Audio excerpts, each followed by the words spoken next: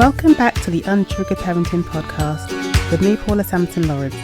Today I speak to Jo, a fellow mum who has first-hand experience with navigating the SEND system in schools, and she shares with us her insights and tips to help other parents really advocate for their children and get the best possible support for them. Let's dive in.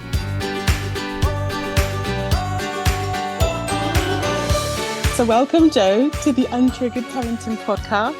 I kind of roped you into this, didn't I? We were just having a normal chat one evening, and I was like, you should come on the podcast and tell my listeners all about this.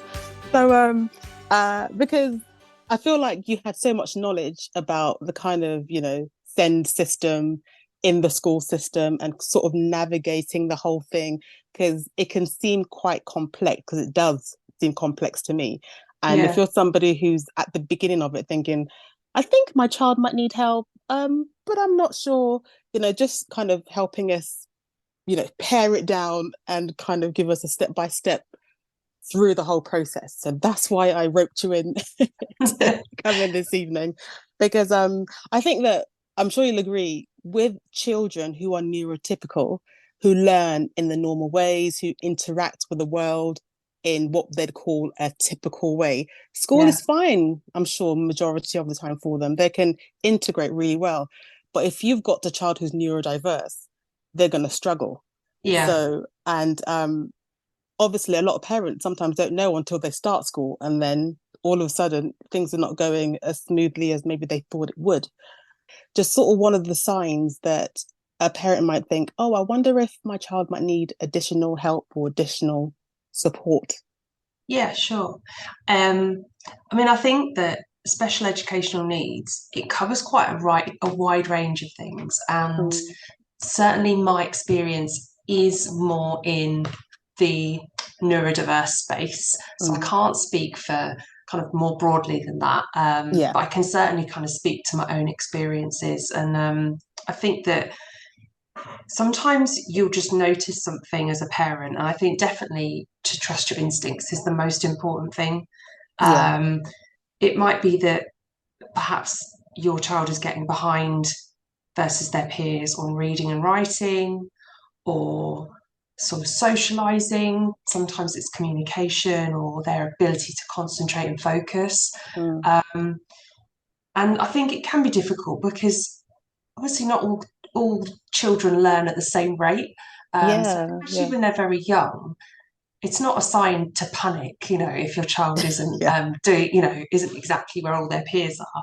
But I think you'll just start to notice little things. I probably first started to notice with one of my children in year one. They used to have a system called Green All Week.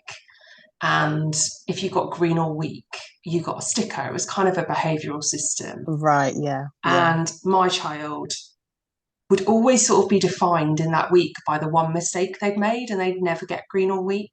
And it was really starting to impact their self-esteem. And it was usually for things like interrupting, because they really had something to say and they were struggling to kind of contain that, or they weren't, they were getting frustrated. I noticed there were kind of challenges for them in the playground socially. Things were getting a bit rough with other children. They were struggling with like phonics and spelling and things like that. So, and I then started to notice that they were getting quite, I suppose, more easily frustrated at home. So, they'd be sort of keeping it all together in the day at school, and then they'd come home and they would be kind of getting much more frustrated about lots of little things, but also telling me that they were worried about things and they were lonely. So there was kind of, I think it can be different for every child, but you just start to get a sense of when your child is struggling and not happy, and that's been going on for a while. And it's different stages, like you said, because sometimes it can be easy even later. Because, for example, if you've got a child in like a first school and it's quite a small environment, they might do okay, mightn't they, in reception, year 1, year 2, then suddenly year 3, because there's quite a big jump, I think, to like the middle school system as well. So, like you said, all the children are different, and they might start exhibiting those behaviours at different stages. So I guess it's just to look out if there's any behaviour that suddenly changes and suddenly impacts sort of everyday life. So do you think Yeah. then, I guess, the first port of contact is the school, just having a chat with the school. But how do the school normally, what's their first response to a parent coming to them usually to say Yeah, that the child needs some help? I think you've got probably a few options with school. Um, and I would say sometimes as well, it can depend on the teacher. Mm, With one of my children, I noticed that they had a couple of more challenging years, but then when they went into year three, they actually had a teacher with quite a different style, and that hmm. style just ultimately really suited them more. Yeah, They were quite strict, but also quite fun, but they had very clear boundaries, and that yeah, worked for my child. And so I think sometimes each year can be different, particularly in primary school when they have the same yeah. teacher all year. Sometimes they're just not going to gel with that teacher and vice No, versa. exactly. Um, yeah, in terms of seeking support, I think you can obviously go to the teacher first. And I think it's always good to go and try and share your concerns with the teacher and get some Mm. feedback from them.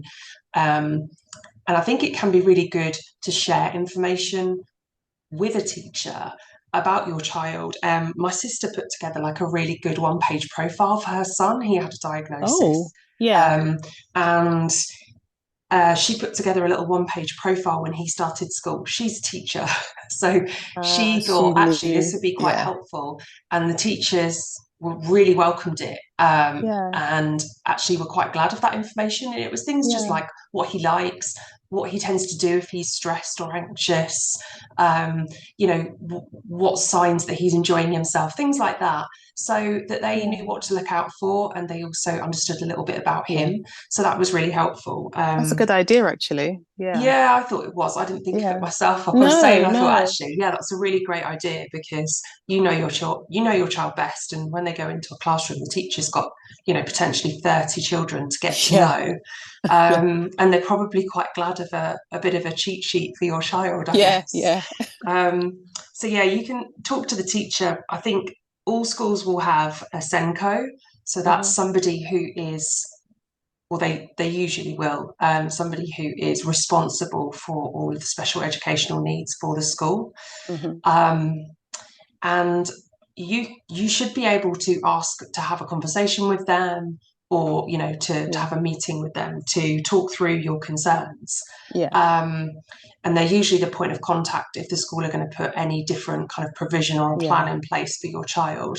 yeah, I think the challenge is sometimes they don't always work full time, or yeah. they can be an existing teacher. Different schools Hmm. are set up in different ways, and it's not always ideal. I mean, I've Mm. got friends that are teachers who've told me sometimes, the head teacher will be the Senko, which doesn't really work because they don't really have No, the time to do it, to be no, honest. that's But true. yeah, you can go to the Senko, your GP, you can go to them and have Yeah. a conversation with them. Sometimes schools have like a pastoral tag, so somebody that's Yes. just they might be a school counsellor or somebody Yeah. that just generally supports children that are struggling, and they you might feel more comfortable having a conversation with them about some of your concerns.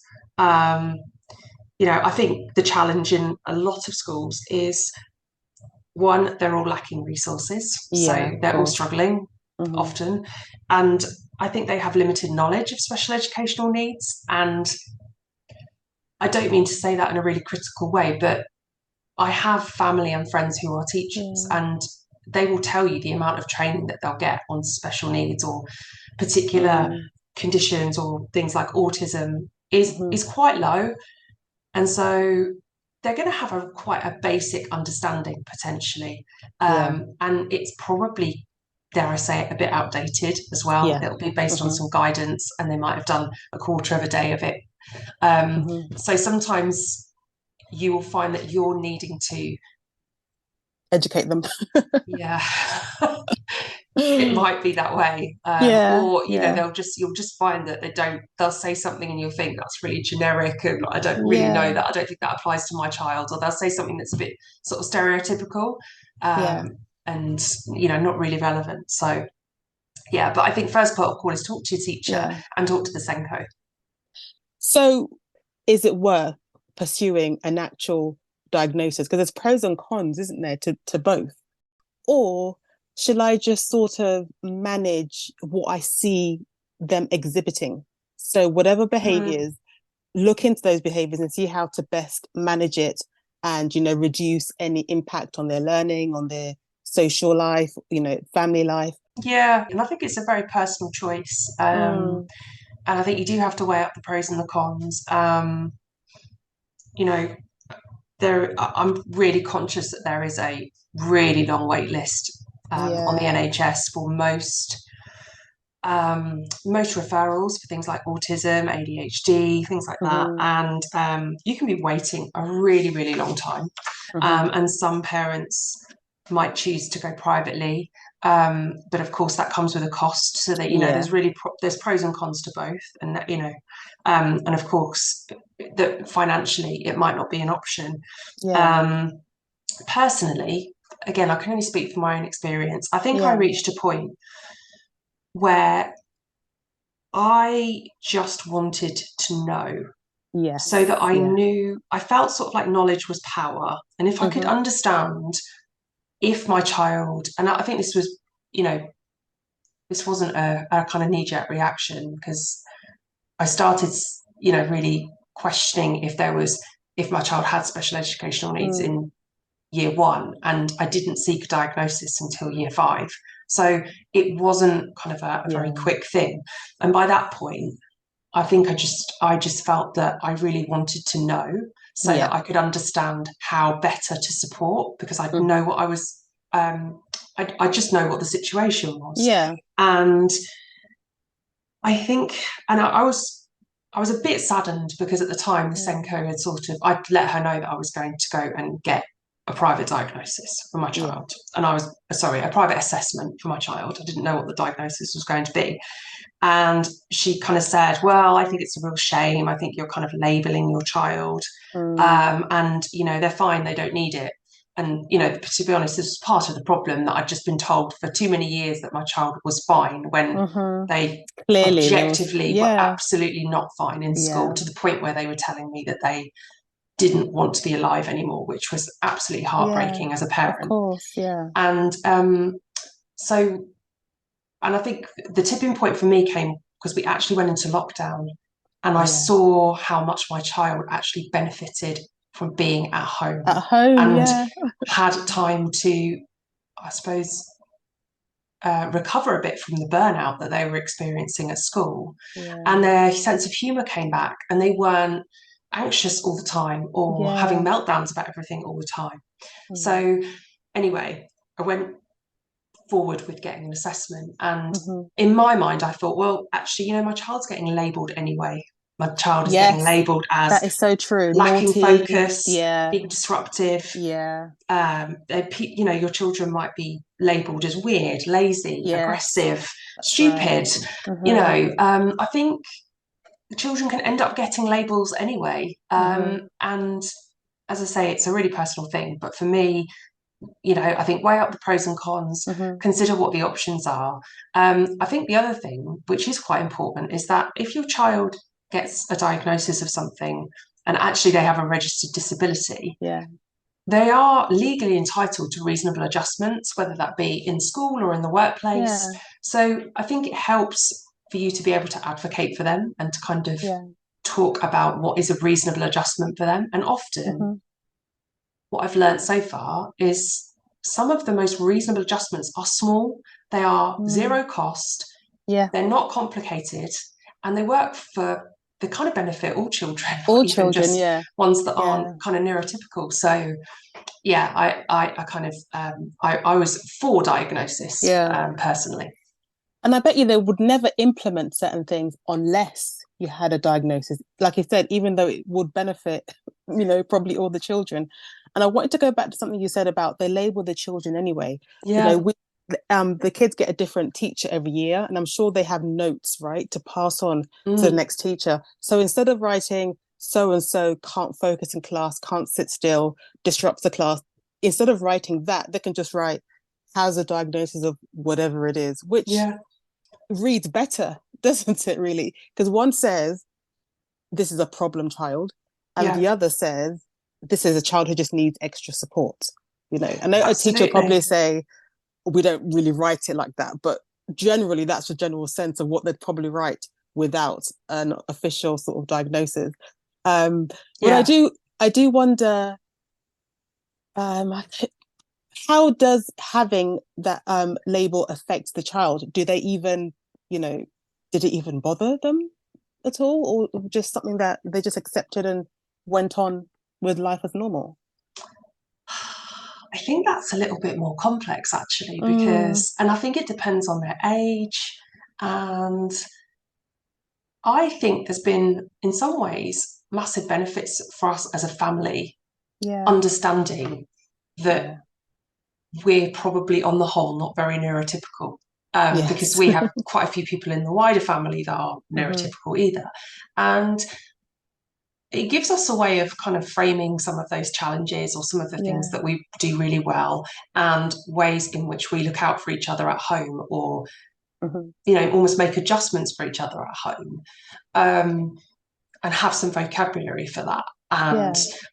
it's definitely helped me to help my children to understand why they might be struggling with something like sensory processing, why they might be really struggling with the levels of noise, or with the feeling of a particular jumper not being Yeah. very nice, or bright lights, or crowded places, Yeah. and to be able to talk about why they might have had a miscommunication with someone. So I Yeah. think there are ways in which it's really helped them to understand themselves, which I think is really important, understand Yes. how they're relating to other people, which is also really important, and the Hmm. impact they might be having on other people. Um, and then I think, but at the same time, they're young people who are growing up, and might not want to discuss that with other people, or might not want to No. stand out, and Yeah. might not want to share that information, or feel they're going to be singled out. And Yeah. so I think, particularly as they become teenagers, Hmm. that at that age you're a lot more self-conscious about almost everything, because I think at that age everyone seems to be pointing out and looking at what's Yes. different. Yeah. It's Yeah. kind of the same when I was that age, and so I think it's more, look, stay under the radar. don't Yeah. don't Yeah. don't draw attention to yourself. Yeah. Don't tell Yeah. anybody anything. So I wouldn't say they're going around going, hey, look, No. I'm not No. neurotypical. Um, And that but whole thing, everybody just wants to fit in, especially young people. They just want to be like everybody else, you know. So I can totally get that. But I wonder, as a parent, how going through sort of the process and, getting diagnoses and going through the schools, was there an emotional toll on you, um, just from the beginning to the end and going through that journey? yeah, a lot. I think it's a bit of a Yeah, roller coaster actually, because um, I think in the lead up to potentially seeking an assessment or a diagnosis, you tend to spend quite a lot of time wondering if you're going a little bit, is it you? Because yeah, sometimes schools will make you feel like it's you. Um, and so you can start to think, perhaps I'm just imagining all of this. And I hmm, questioned myself quite a lot. And I would talk to my family or friends who were teachers, and I would say, what do you think, like objectively? Do you think I'm kind of on the right lines here? Or do you think I'm really off the mark? hmm, And then I think when you're going through that sort of process, um, you're answering a lot of questions. You're going through like really thorough assessments, and yeah, you're questioning a lot of things. And then you would kind of get the diagnosis, and then you're adjusting to that and kind of yeah, taking in what that means and how you feel about it. yeah. Um, to be honest, for me, the more stressful part was probably applying for an EHCP and going through that process, because it's a really stressful process. Which is what we're going to talk about as well, Yeah, so because I I've think that was heard that it probably is. harder than Yeah, almost the kind of diagnosis process, to be honest. yeah. And I think that was there a little bit of, you could say no if it isn't.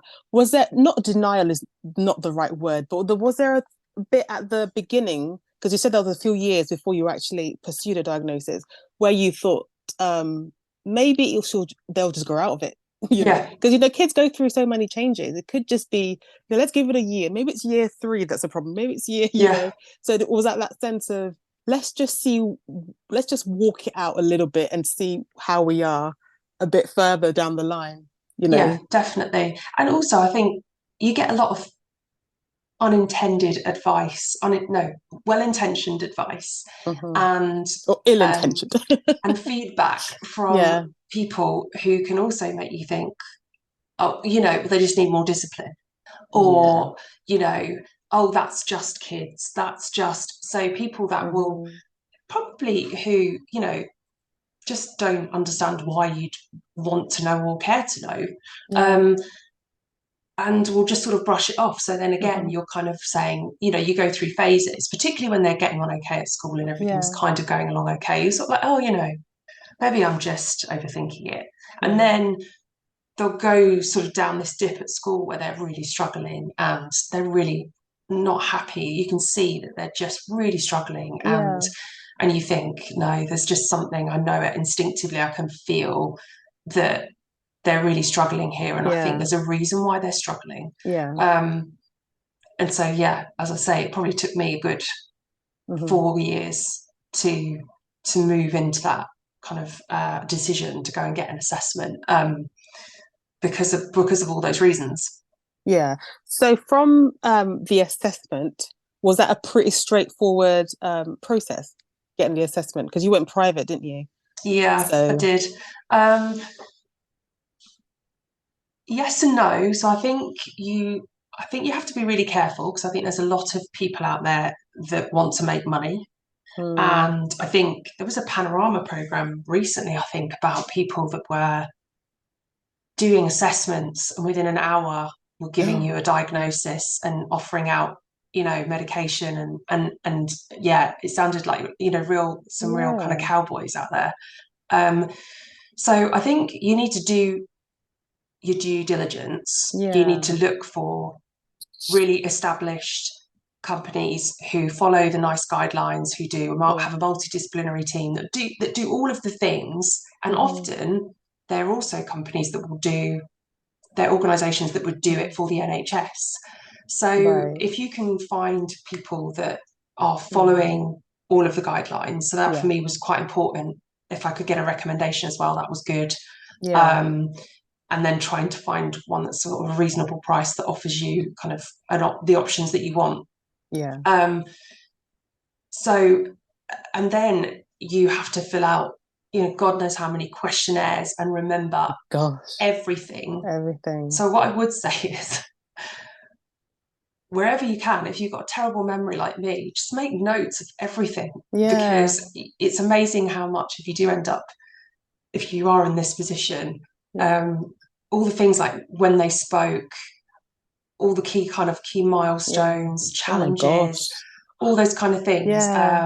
And sometimes if you're not doing that until they're sort of 10 years old, your memories have significantly Yeah. faded, understandably. Yeah. Um, and so, yeah, you do lots of questionnaires, and they'll have assessments that they'll have with your child directly, depending on Hmm. their age.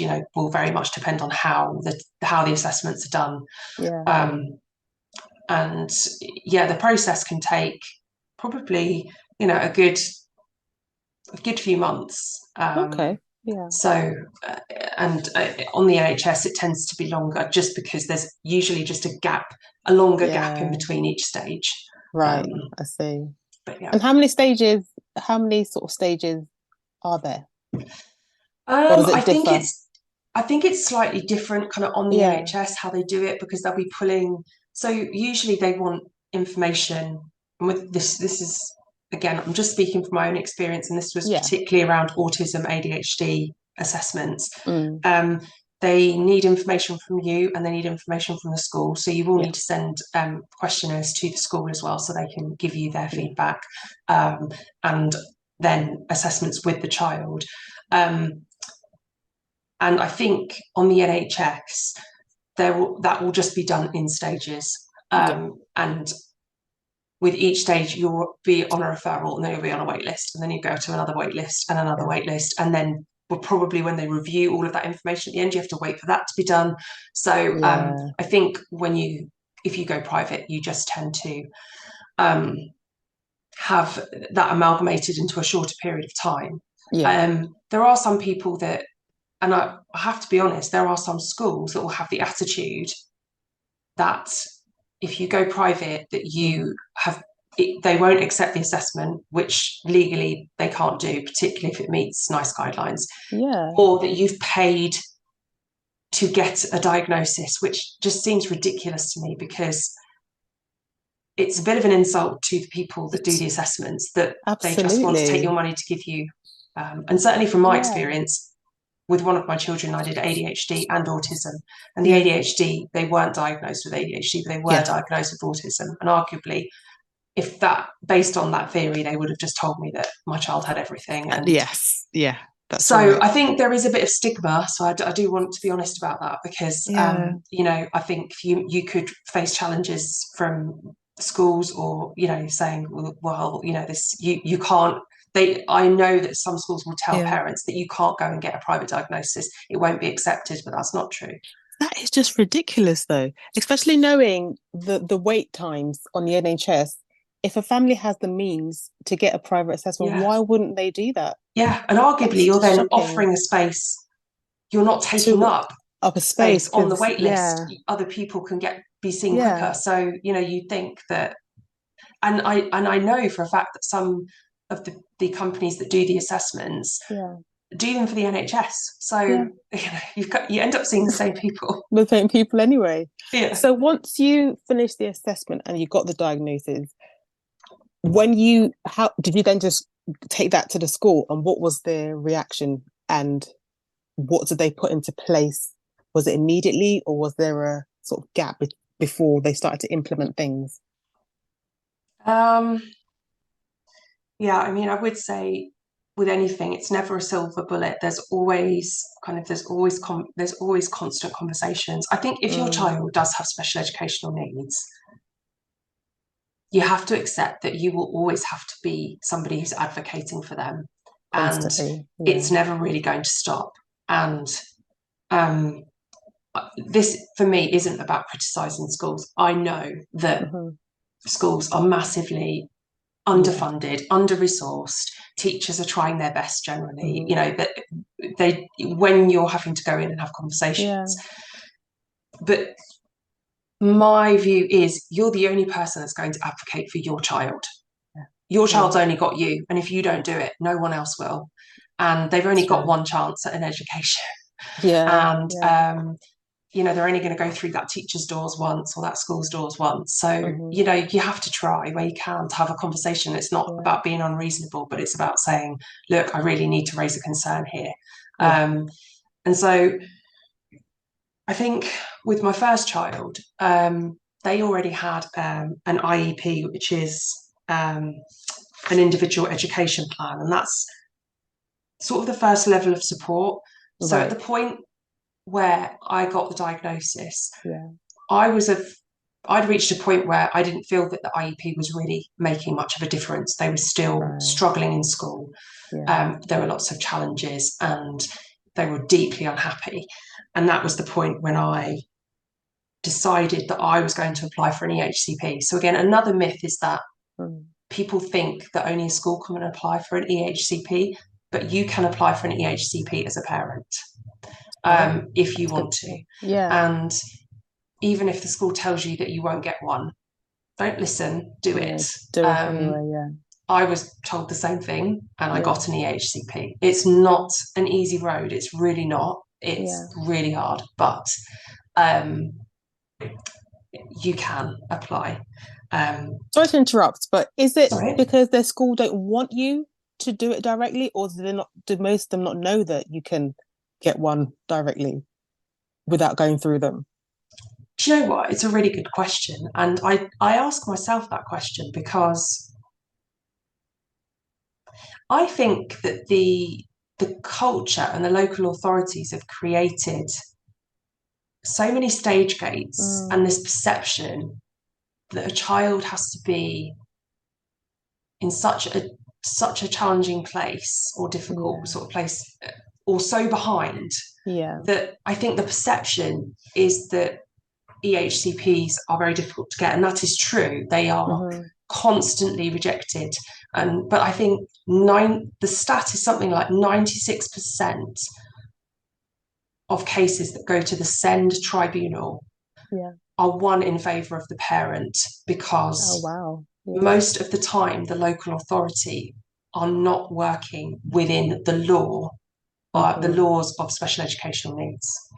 And really EHCPs are an EHCP assessment is to ascertain if the school requires more support that they can offer within the budgets and the resources that they have. And often I think the perception is that you just won't get through that first stage gate, but I think that it's always worth a try. Again, and sorry, when you got the diagnosis, did you then go for the EHCP straight away? Is that, or was it at the same time, sort of thing? Well, it all kind of coincided. So I decided to get the diagnosis because they were so deeply unhappy, and I knew by that point I just knew, and I just thought I need to go and check, and I need to go and get that diagnosis and that assessment done, so I know. When we went into lockdown, and it became very apparent to me how much being at school and the school environment was impacting them. I then decided to look to apply for an EHCP. What I would say is that there is loads of free independent advice out there. I am certainly no expert on SEN, but I learned so much from all of the free advice that there is out there. There's the IPSI website, which is all free information around SEN law and on schools' responsibility. So it really is very clear around what is the legal responsibility of the school, of the local authority, of what has to happen, and they're really helpful website. There's local groups in Milton Keynes. There's one called PACA, the Parents and Carers Alliance. There's Facebook groups, charities, and so what I would say is by the point that I decided to apply for an EHCP, I'd done a lot of research and I felt like I'd done my homework and I was ready to apply because I felt like I knew how I was going to apply and what basis I was going to apply. I downloaded all the templates of the letters and I'd kind of got everything ready to do it. And so I think if you're unsure, the first port of call is speak to the school, speak to the SENCO, put together plans, give the school an opportunity to support your child. There's a kind of a process that you have to go through first, and an evidence that you have to really be able to show that the school haven't been able to support with the resources and the money that they have. And then, if you go for the EHCP process, I would say read up on it, understand it, do a bit of homework. But whatever your child's needs are, I guarantee there will be Facebook groups for parents who have children in similar situations, and they're like a wealth of information. It's not all great information, but I became a bit of a serial Facebook lurker where I used to kind of go into the groups and just read up and build my kind of knowledge of what was going on. I would say we are quite lucky in this day and age where there's so much, I guess, information available to you. So, but it's just like you said, sifting through it and seeing what's useful and what isn't. So we talked about how it was for you kind of emotionally. Do you think that going through the process and getting the diagnosis, did it bring what you wanted it to bring in terms of the stability for your child and in family life? Yes and no. Although I think the EHCP is a legally binding document that is the local authority's commitment to the support that they will provide your child in school, in education, and it also includes, potentially things outside of school, especially if social services are involved and things like that. So it's an education and healthcare plan, so it can involve lots of things. I think the benefit of it, one of the key benefits, is you are then able to work with the local authority to select a school for your child that you believe will work.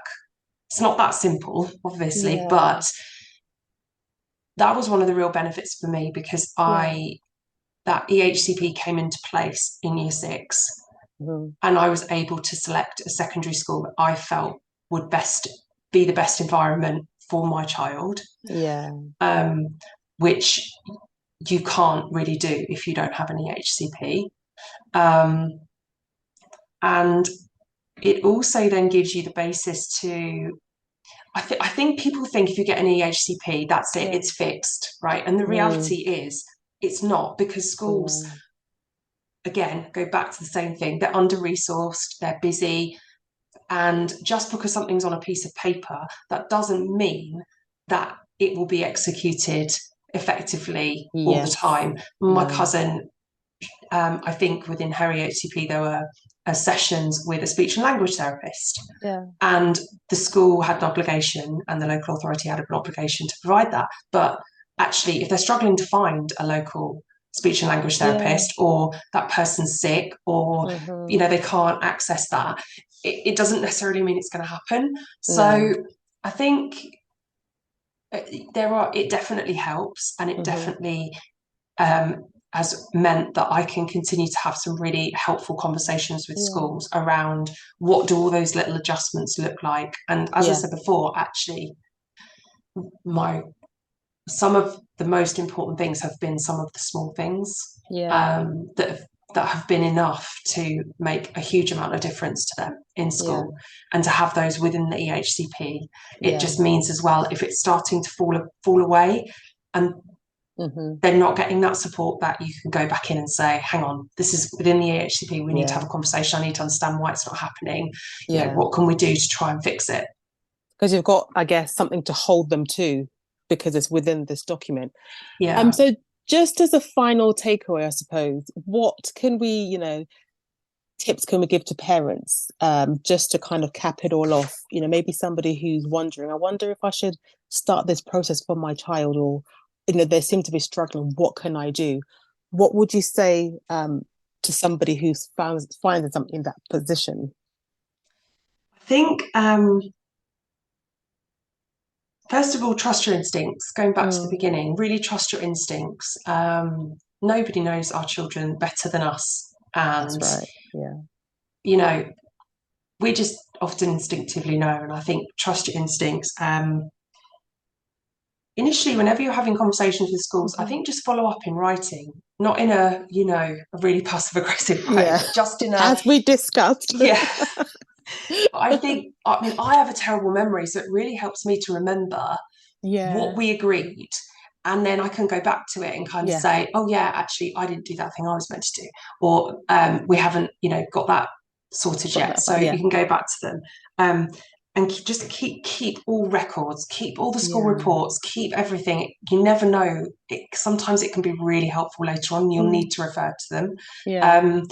One of the things that I started to do with one of my children, and it's probably from having an HR background, is I just started to make a timeline at home and wrote lots of notes and just started to keep records, because actually it was really helpful. Because particularly, unfortunately, if you are in discussions with the school and perhaps they continually say that things are going to happen and they're not happening, you've got a good record of it. And also, I do not have a good memory. So for me, making loads of notes helps me to just remember what I discussed, when we discussed it, and be able to go back to it. Like I say, take advantage of free resources. There's loads of great charities and people that will run webinars, and you can help to learn a little bit about. I think, going back to your point around the diagnosis isn't everything. Ultimately, you're just trying to create the best environment you can for your child to help them thrive at home and hopefully at school. And sometimes the way that you're parenting isn't working, and you need to make those little adjustments and get advice and ideas. And you could go to a webinar on what happens if your child's quite demand avoidant, and how you can use like the lower arousal approach as an example. So I think that there's lots of free advice from some brilliant people out there. And if you kind of stay open-minded and just go along and have a listen, you can pick up loads of great tips and ideas.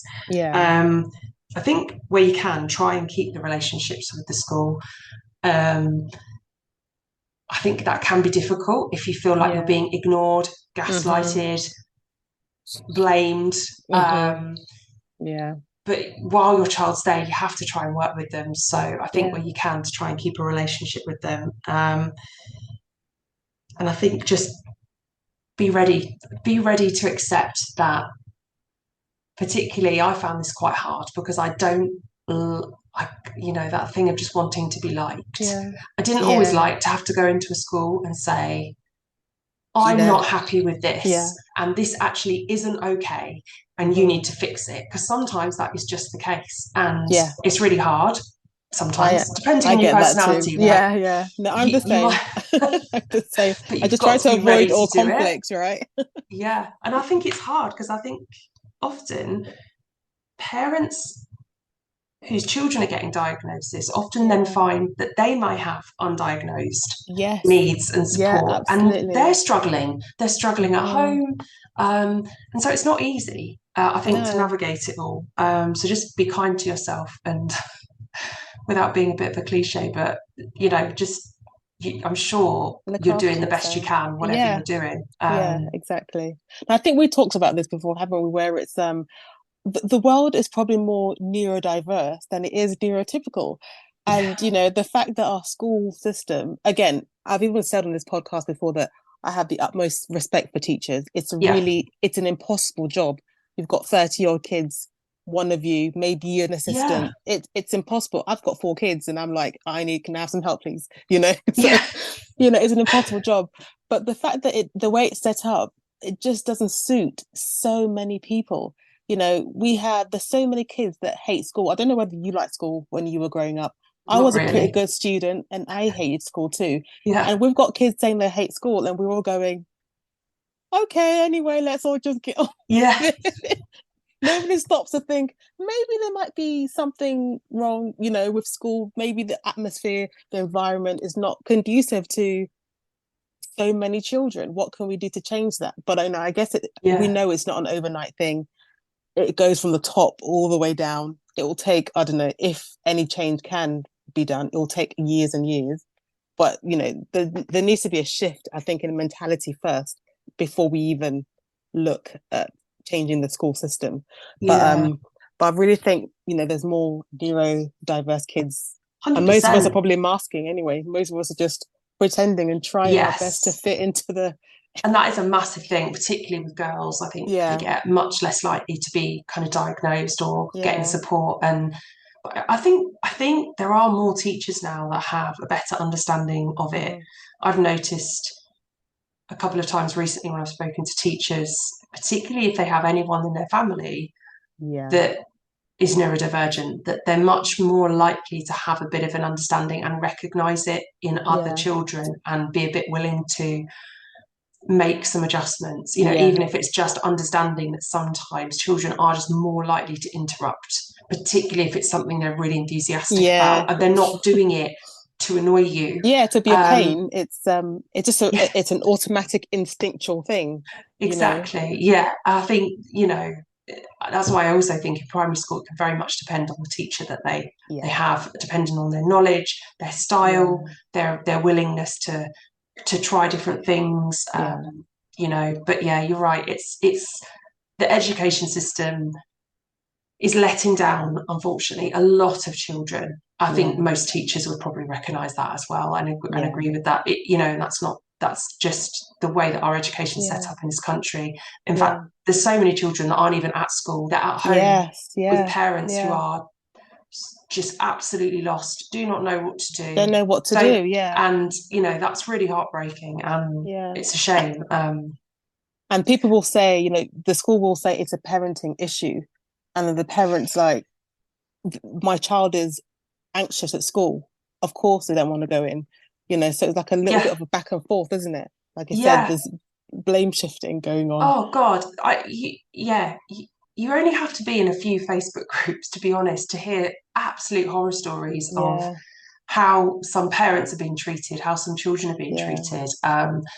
The flip side of that, there are some schools yeah, who are amazing, and you know have a much more yeah. inclusive culture, understanding culture, Mm-hmm. um, and for most people, if your child's in a state school and you live in a place where you don't get a lot of choice, you know, you're not going to have a huge amount of choice. Your child's going to be at that school. So that's when you kind of have to say, okay, how am I going to try and tackle this with the school? How am I going to build a relationship with them? Be persistent, advocate for your child, educate yourself where you can on what, you know, what's the next stage, what should be happening.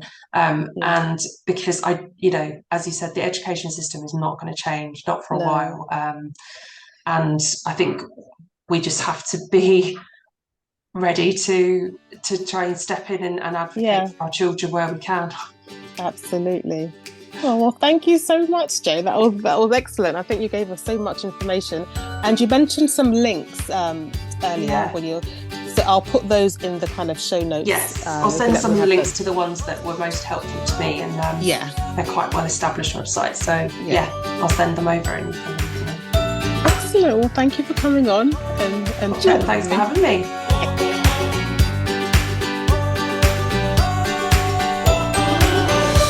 Thank you so much for listening today. I hope you enjoyed that. Please do check the show notes for all the links mentioned in the episode. And as always, if no one has told you today, you're doing a great job and I'm proud of you, and I'll see you next time.